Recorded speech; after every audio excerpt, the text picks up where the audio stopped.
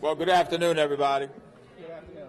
I want to thank you all for coming out. First of all, let me apologize for being late. We actually were out around the city doing what we can to assess where we are, and we wanted to make sure we had a full assessment before we got back here. So thank you for your patience. And I hope, given the numbers that we have up here, we have you outnumbered out there. In any event, I want to thank you all for coming out. We're holding this briefing to provide you with an update on the current status of the district's response and recovery to Hurricane Sandy, which thankfully turned out a whole lot better than expected in the District of Columbia, especially comparatively speaking when we look at what happened in areas of New Jersey, New York, and especially New York City. As a result of where we are at this stage and the assessment we've been able to do of the city, the district government will be open tomorrow, and all of our D.C. public schools will be open tomorrow as well, and we'll hear from the Chancellor shortly about that. First of all, I again want to extend our heartfelt, I would say condolences. I'm not sure exactly how to put it, with what happened in the northern areas of the East Coast. Especially the beach areas, the New York and New Jersey areas. And I want to indicate, too, as others have, that we are prepared to be helpful, if we can, to New York City in particular and to Newark, Jersey City and the areas surrounding New York. Also, as we speak of help, I want to thank the National Guard, and especially Major General Errol Schwartz. They were out with us today. We did not know what we were going to face, and so we tried to be as prepared as we possibly could. We had Humvees out there, several. And General Schwartz, I want to thank you for continuing to be a good partner to the District of Columbia, and I know you'll be continuing to work with us as we work our way through the aftermath of this experience. Earlier, we had a conference call with the President. It was the second conference call that we've had in the last couple of days, and I want to thank the President for being such a great partner. Extraordinary leadership that he has demonstrated, in my opinion. He had, I guess, 8 or 9 governors and 5 or 6 mayors on this call a couple of days ago, and then today. And he asked each one of us for an assessment of the situation in our respective jurisdictions, and has pledged the full support of the federal government to help us be able to get through the situation that we're in. And to quote the President, he said, "I'm going to cut through all the red tape and all the bureaucracy so that we can get this done." And I just want to express my personal appreciation on behalf of everyone who lives in the District of Columbia to him for his support, and to FEMA, which has been great. FEMA's been right here with us the entire time. They actually work to deploy people out to areas of the city so that we could have as an individualized approach as we possibly could. The most severe portion of the storm has passed for this region.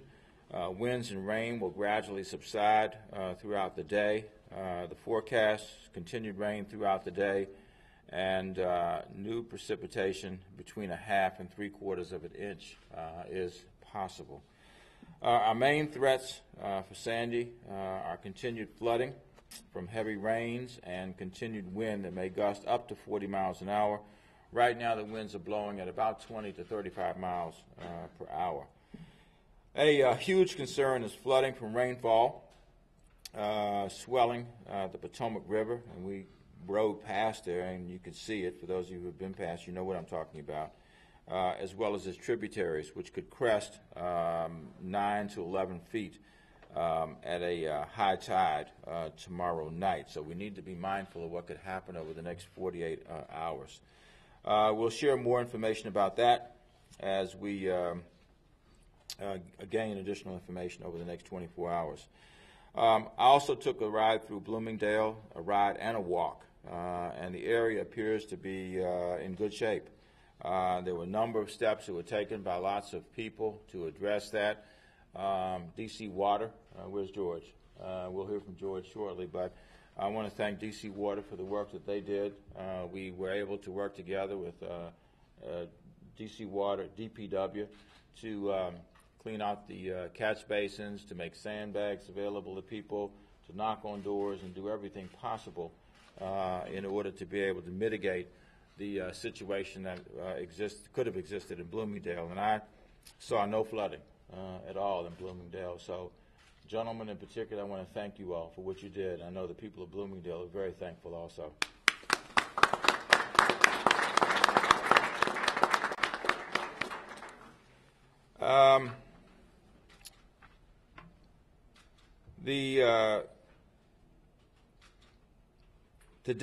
Today our Office of Neighborhood Engagement was out, and I want to thank them too. They've done door-to-door work over the last several days, and particularly in Bloomingdale. And Steve, who's the director of our Office of Community Affairs, I want to thank you and all the people who work in the Office of Neighborhood Engagement.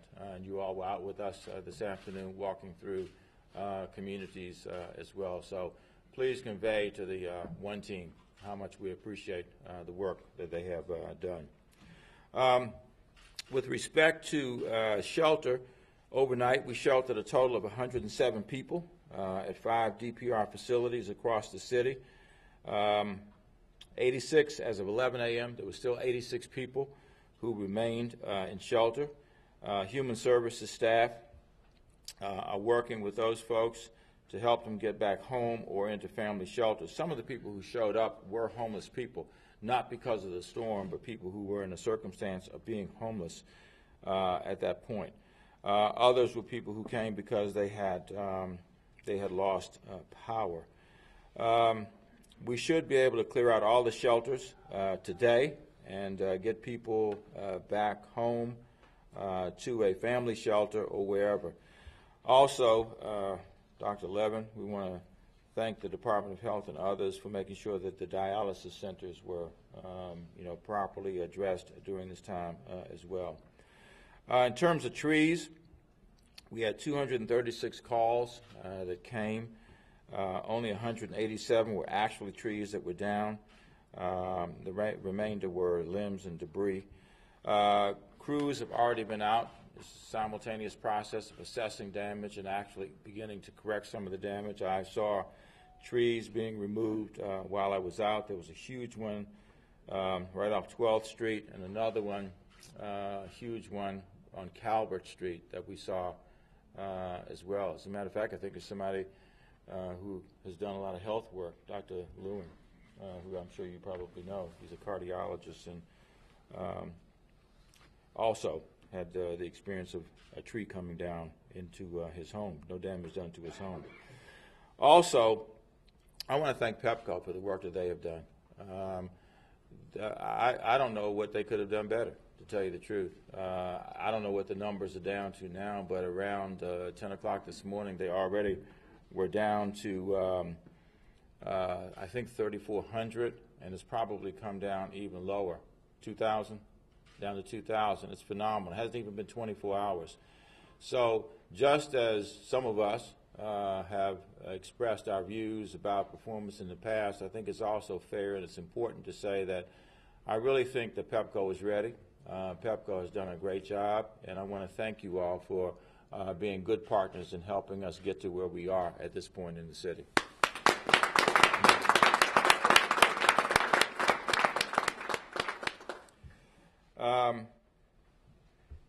The schools, well, before I get to the schools, we had a number of traffic signals that were out.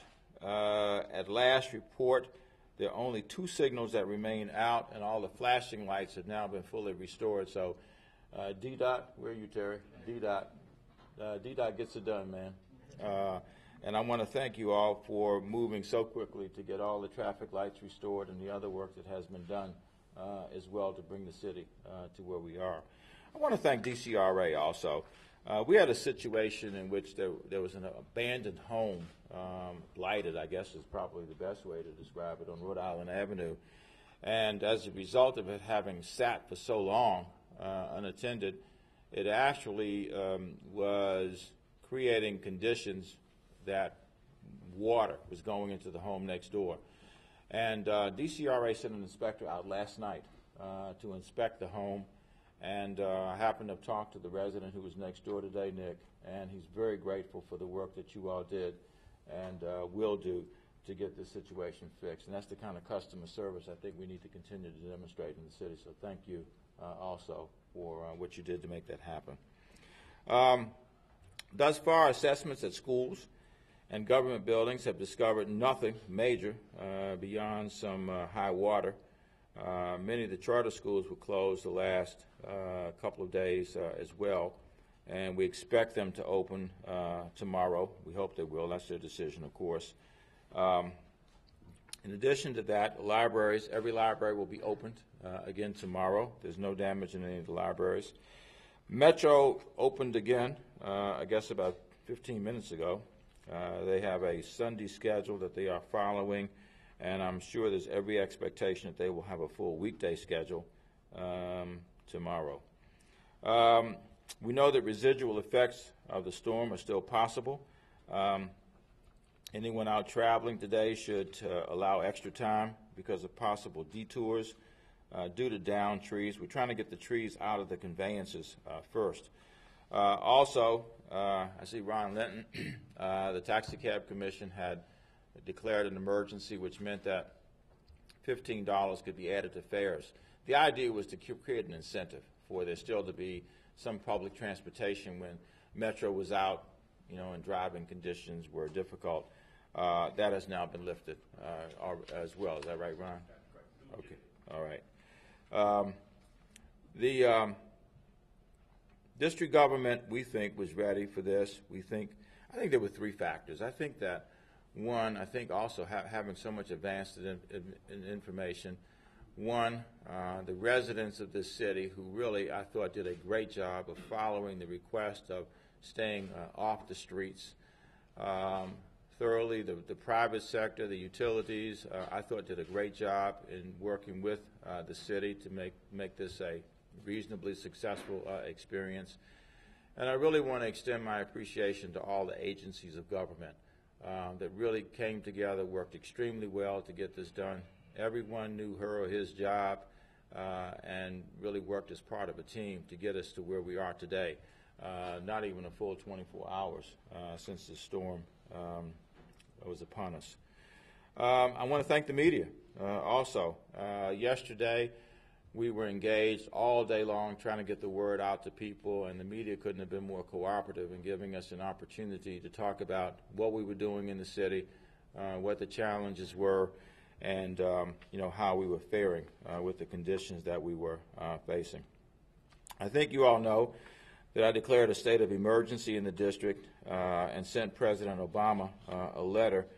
Actually two. One was to declare an emergency, and the second was to declare a pre-landfall emergency as well, which gave us an opportunity for resources even before the storm landed here in the city. That could potentially give us up to 75% of the costs of being able to deal with this storm, which obviously will be most appreciated. I'm going to ask now several speakers to come up and talk to you from their individual perspective. First of all, Chris Geldart, and I want to thank Chris. Chris is our Director of Homeland Security and Emergency Management for the city. I think has done a phenomenal job during the course of this. Incredibly experienced man. We're really blessed to be able to have him here, and one need only be in his midst to recognize what a professional he is. So, Chris, I want to take the opportunity to thank you as well for what you've done.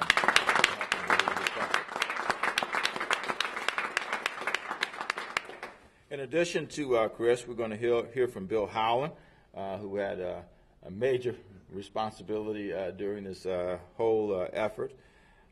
George Hawkins, who is the general manager of DC Water, who I'm sure was probably nervous going into this, given the concerns in Bloomingdale and Detroit in particular, and of course our Chancellor of Schools, who we want to hear from about the condition of our schools. Halloween is tomorrow, is that right? Yes. I guess we'll be ready for Halloween, but we hope that as people go out and participate in the trick or treat process, that they still will be mindful that there are lingering storm conditions as they go out, and for the very young children, as people typically do, I hope their parents will go out with them. So with that having been said, let's first hear from Chris. Come on up, Chris. Thank you, Mayor Gray. I do want to say that the agencies that, all the district agencies that come to the Emergency Operations Center when we have an event like this were very responsive. We were here before the storm, looking at things we needed to do to make sure that we mitigated everything we could before the storm came in. And you know, the city was prepared, and the agencies did more than I could ever ask of them. So your agencies are here for you in this city, and they're dedicated professionals. And it's the first thing I wanted to say. The mayor went over most of all of our numbers that we have right now. Once again, I do want to stress the fact that we do still have lingering effects from this storm. We are looking at a potential storm surge as this storm has moved west. It dumped a whole lot of rain and wet snow in the mountains. That will be getting into the Potomac River and heading back down this way. So tomorrow evening, we are looking at a potential flooding event as well in the Georgetown area, and then potentially in other places along the Potomac River. So if you are in that area or going to be around that area in the next 24 hours to 36 hours, just be wary of any standing water and be prepared for that area to experience some types of flooding over the next 24 to 36 hours. We do still have some shelter operations going on. We do have operations going on in the street for clearing of debris. So we do ask that the residents understand that. If you can stay off the streets the rest of the day, please do that as well. Let us finish our jobs. Let the folks out there on the ground finish the job as safely as possible. Get the city cleaned up so we're ready to go for tomorrow. And that's all I have, sir. Thank you, Chris. Bill? Thank you, Mayor. Good afternoon. DPW is out working with DDOT and PEPCO on clearing trees. We're sort of actually driving up and down every street to make sure the trees that weren't called in, that we're actually taking care of those as well. We're working with DC Water to clear up any catch basins that may be clogged up. And we had a successful sandbag operation where I guess we gave out over 16,000 sandbags over that 2-day period. So I don't know at what point we're going to talk about. Tomorrow we'll begin regular trash collection. Those crews that are who do the trash collection aren't a part of the cleanup, so we'll be doing that. So Monday and Tuesday collection, we're asking those residents to hold their trash over to next Monday and Tuesday. We'll get those for both trash and recycling. And then Wednesday, Thursday, Friday, we'll do the regular trash and recycling collection. There were people that had bulk trash collections that were scheduled for Monday and Tuesday. We're calling up each of those individually and rescheduling their bulk collection. Friday is November 2nd, and November 1st is officially for DC snow season. So we will begin a dry run on Friday for snow preparation. So, Great. yeah. Thanks, Bill.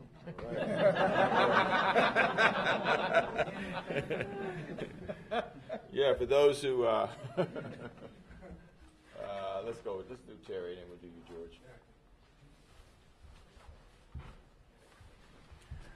Good afternoon, Terry Bellman, DDOT. First of all, I want to thank the DDOT family that allowed their husband and wife to come out and work this storm. We were very prepared. I want to thank HCMA, DPW, DC Water, MPD, and Fire Emergency Management. They all came to our aid during the storm. As the mayor indicated, we are out trying to remove trees with our urban forestry and street bridge maintenance crews. We ask if you see live wires down, stay away. Call 311. We'll get there. We'll be continuing to work 12-hour shifts. So this shift will be leaving at 7 o'clock, and another shift will be coming in at 7 o'clock. Our goal is to bring the city back to normalcy as quickly as we possibly can. As the mayor indicated, our public transit system is back up. We're actually running circulator service start at 2 o'clock, as well as WMATA Metro. So right now, again, our goal is to get back to normalcy, and we appreciate it. And if we did anything good, let us know. Thank you. Grade.dc.gov.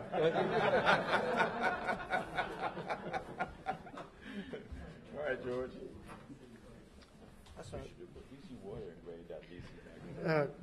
We get graded well, but we'd be delighted. George Hawkins, DC Water. First, I want to say four quick things. First, we are very grateful for the people that we serve. It was a very orderly preparation time for this storm. We had citizens helping us, getting sandbags, moving property out of basements, putting water in a pitcher and putting it in a refrigerator. You don't have to buy water. Our water is good. Just collect it on your own. And all these steps were being taken around the city in an orderly and thoughtful fashion so the people were prepared. Second, it has been excellent working with the mayor, leadership you've shown, and the city administrator, and the agencies we've worked with. I don't think we've ever worked in concert as well as we have today. The men and women who are out in the streets during this storm, and DC Water and other agencies really did sensational work on our behalf. Third, I do want to mention that we did not have flooding, as far as we know, in Bloomingdale, Adroit Park, along Florida Ave. That is mainly because the intensity of the rainstorm. We're not lulled into the notion that this problem has gone by us. We are better prepared.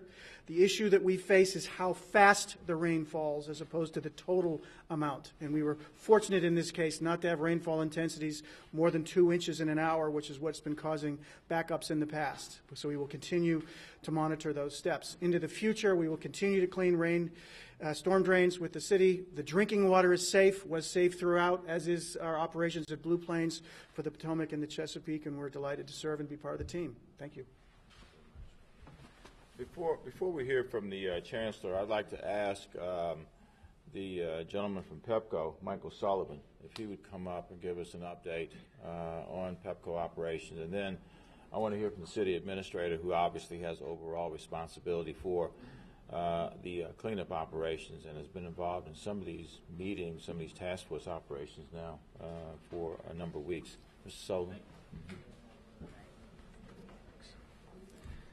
First of all, Mayor, thank you very much for your kind words. We've worked very hard at PEPCO to get our service to a point where we're pleased with our performance and happy that we were able to deliver. I think we also feel fortunate that PEPCO and its customers were able to weather the impacts of Hurricane Sandy as well as we did. So we, at the height of the storm last night, we had over 10,000 customers out in the District of Columbia. We're down to just a little over 2,000 right now. We expect that we'll have over 90% of them back in service by tomorrow morning, and all of the customers in the District of Columbia restored by the end of the day tomorrow. So we still have mutual assistance crews here. We've thrown the full weight of everything PEPCO Holdings has behind restoring service to our customers. Thank you. Thank you. Okay. You can stay up here if you want. Okay. Questions for you. No, you go ahead. Okay. Thank you, Mr. Mayor. Some of us are not even aware maybe that this administration was actually more prepared for this go-round than in the past. The mayor set up two task forces about 2 or 3 months ago, one that dealt with the outages, the power outages, and the other one that dealt with the flooding conditions. So we've actually been literally working with PEPCO and with DC Water and all the sister agencies, literally like day in and day out. So this is, I think our partnership with the utilities as well as with all of our agencies have made it an easier team effort. The other thing the mayor I think alluded to is we're focused now on post-Sandy storm cleanup, and we did meet this morning with DC Water, with PEPCO, and with DPW and DDOT and DGS as well as DPR to work on a schedule, and we'll have a schedule probably wrapped up by this afternoon, and then we're looking to get the cleanup and the situation kind of wrapped up on an accelerated basis. Thanks.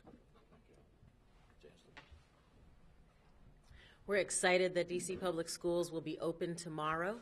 We have a handful of school buildings where we have power outages, either partial or total, that we're working with PEPCO on. They are generally very good at getting us back up and running pretty quickly, and I'm excited that because there's such a small handful of schools that are affected, I'm pretty confident that we'll be okay.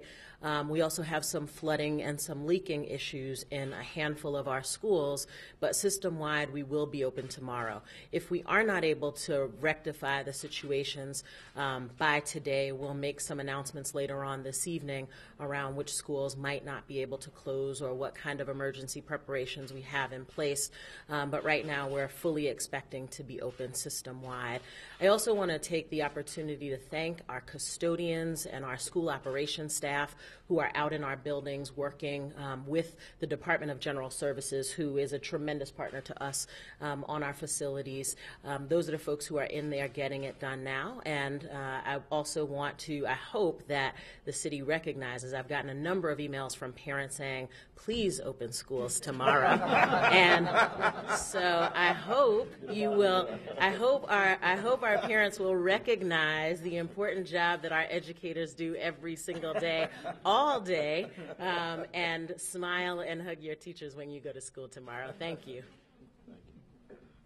You know, before we open it, I'm going to ask Brian Hamlin if he would come up, since DGS has an important responsibility with any of our buildings that may have problems emanating from the hurricane, our schools and other buildings. Great, thank you.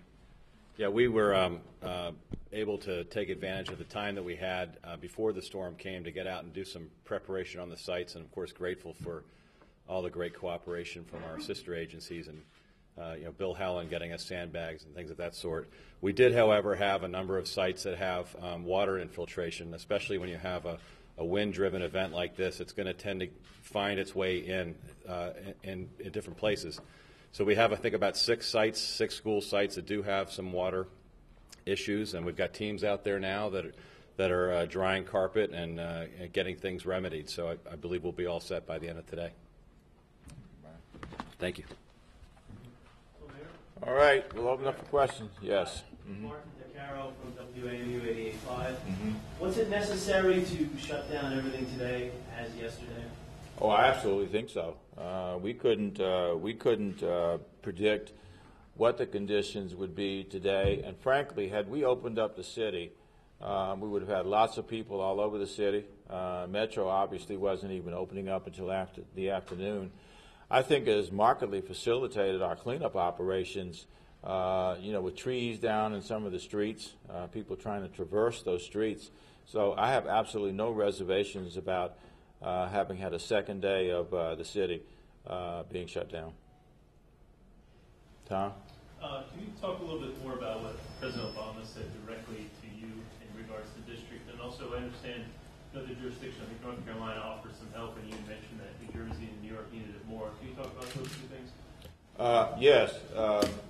The president, once again, indicated that he wanted to make the resources of the federal government fully available to every affected jurisdiction, and that would be from North Carolina to Massachusetts.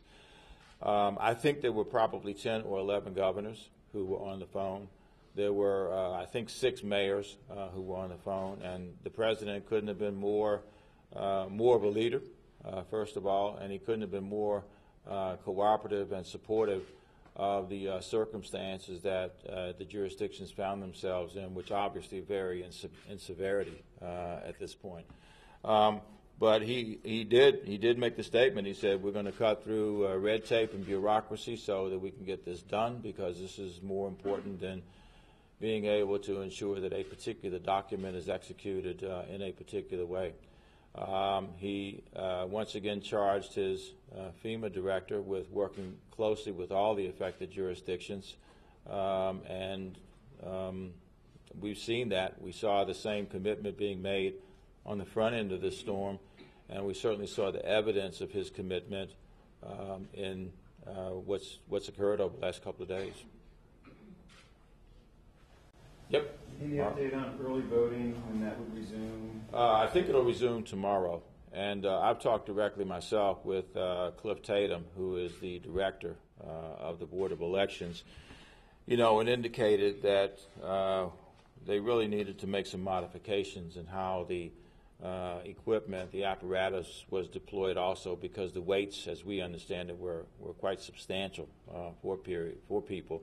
He said that they were going to be adding equipment tomorrow, recognizing, one, the number of people who were showing up, and then obviously, two, that a couple of days had elapsed without there being the opportunity to vote. So we'll see tomorrow, but it's supposed to resume tomorrow.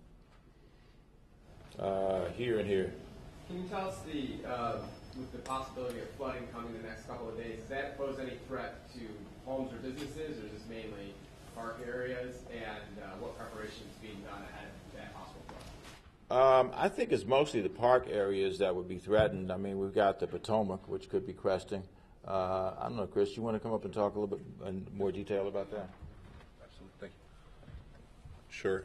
Initial reports were between 9 and 11 feet above the flood stage. That could pose a serious problem to some of our southwest communities. However, that's come down over the last 12 hours. They're expected for it to come down a little bit more.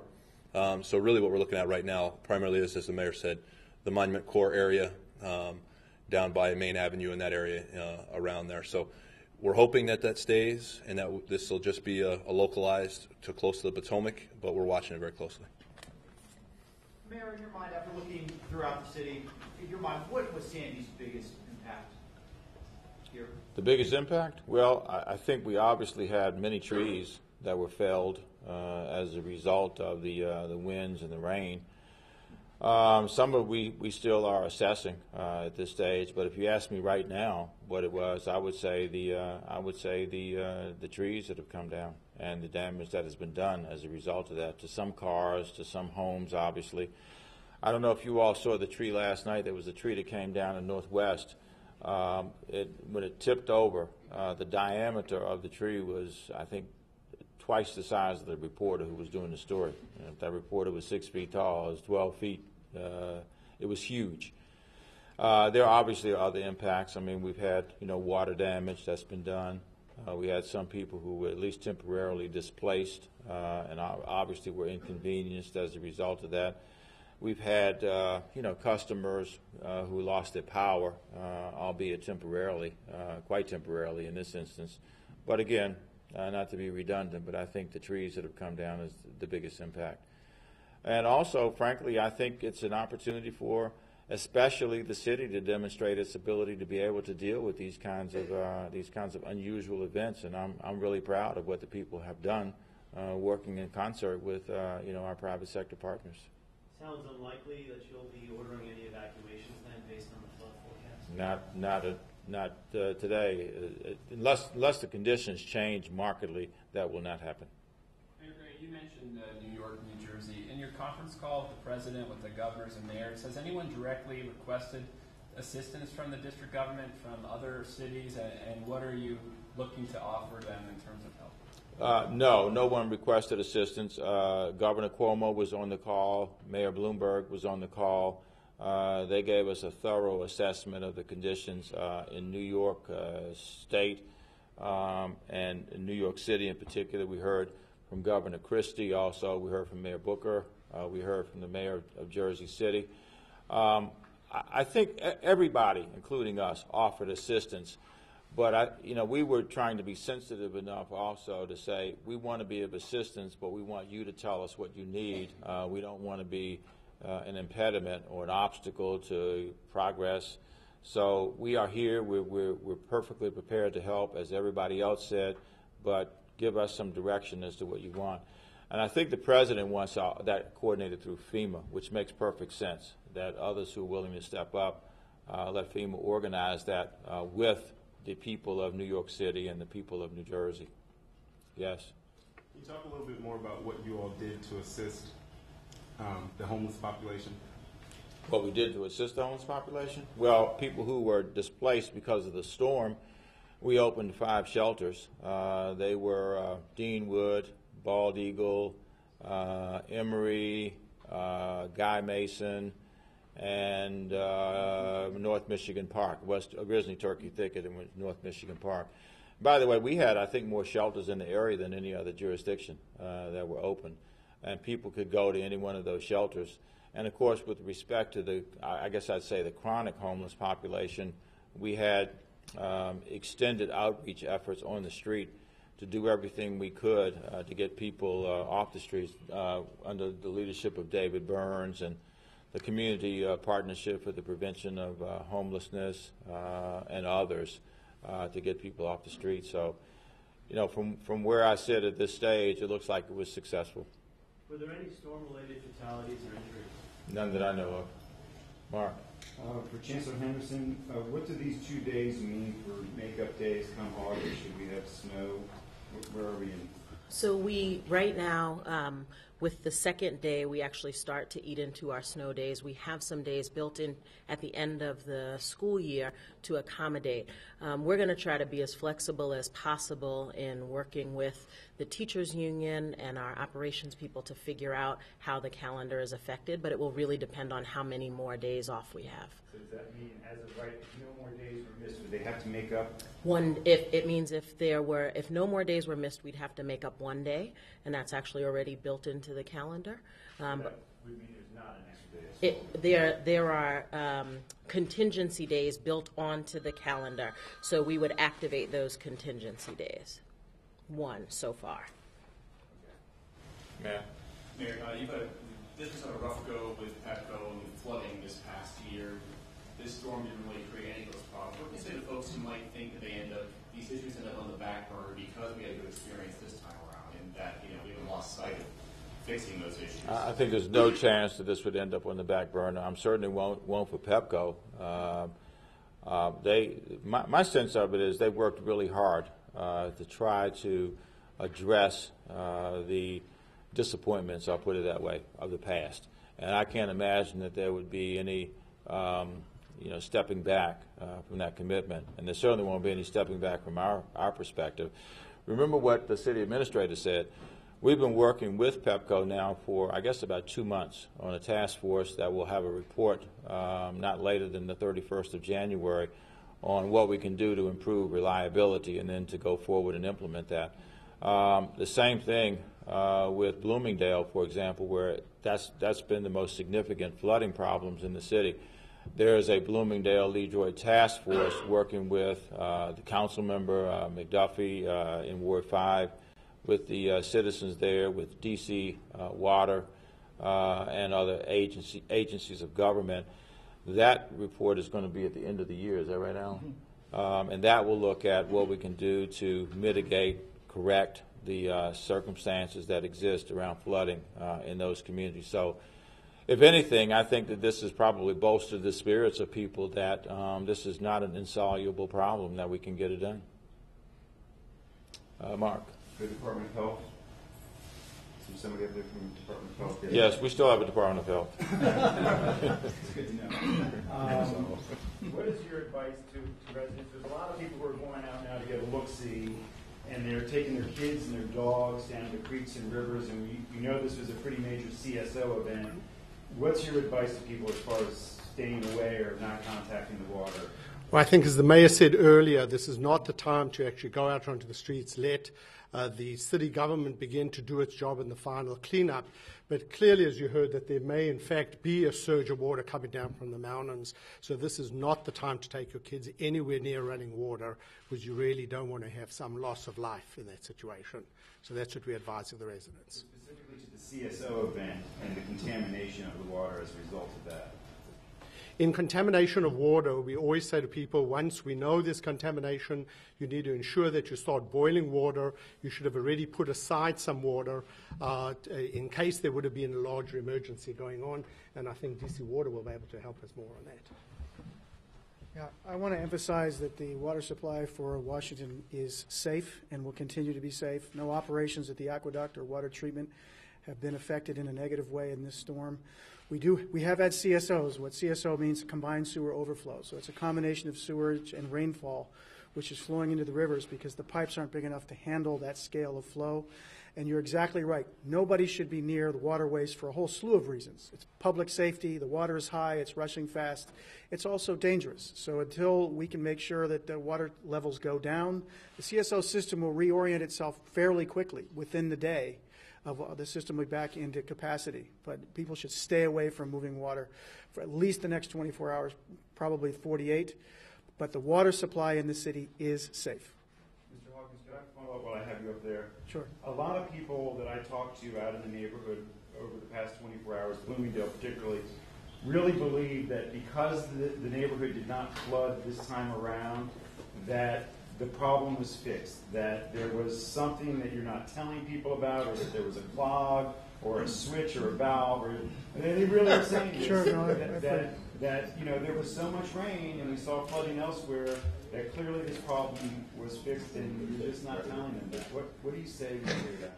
I want to emphasize several points. First, to a question that was asked along this line just a moment ago. I know for DC Water's perspective and the city administrator and the mayor, our focus on responding to flooding problems in the city doesn't change an iota because we handled this storm decently well. It is our highest priority to determine solutions to the flooding problems the city has faced. The reason we did not have flooding in this case is a simple question of mathematics. We know how big our pipes are and the volume of water and rainwater that they can contain before they overflow and flood. And we can calculate the quantity and its intensity and duration that are the two qualities that we monitor to know when it's going to flood. As everyone who knows who was on the emergency calls over the last week, the same question I asked every single time is, what's the intensity of the rainfall? How long will it last? That was my principal question throughout the storm. And we did not exceed the intensity levels or the duration levels that would have caused the overflows. So we expected, given the numbers we've seen, along with preparation work by Public Works, DDOT, ourselves, citizens did a great job. We certainly were better prepared. But the primary reason we did not flood in this case was the volume of flow never exceeded the capacity of the pipes. If we were to get a storm again like we had over the summer, that rain was falling so heavily you couldn't see. I was driving in one of those. I had to pull to the side of the road. The rain was so intense you couldn't see 6 inches outside of your windshield. It was so intense. The intensity and duration are the issues that we track. We did not overwhelm the system on that front. That's why we didn't flood in this case, as well as very good preparation from the citizens and agencies in concert. You can be absolutely sure, Mark, if we thought we had a solution, we would have had a press conference to let you know that. We're going to take two more questions. We'll take Tom first and then Mike. Just correcting off Mark's prior question, has there been any thought about adding hours for the early voting or just machines? That's a decision that the Board of Elections would have to make. I don't know whether they will or they won't.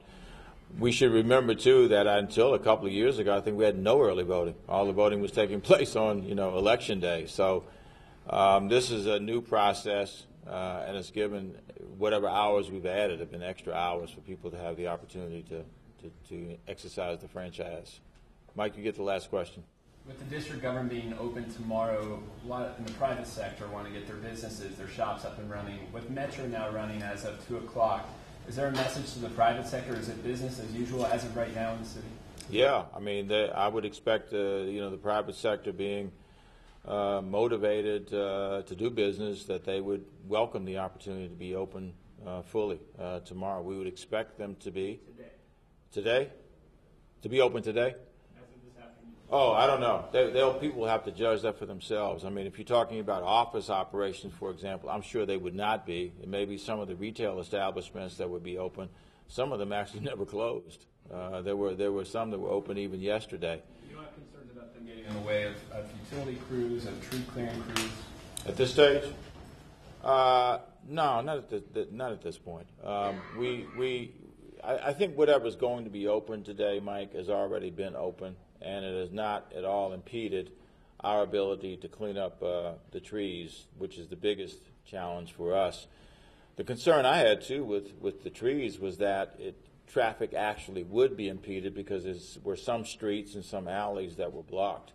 But, from what I've seen the last few hours, people are moving really expeditiously to get those trees out of the way. I watched one tree operation. It was a huge tree, and it really was quite systematic, the way they were moving and got the tree out.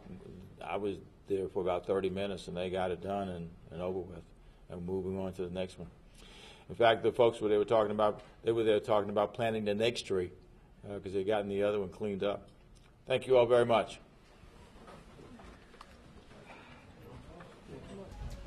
Attorney General. Yes, sir.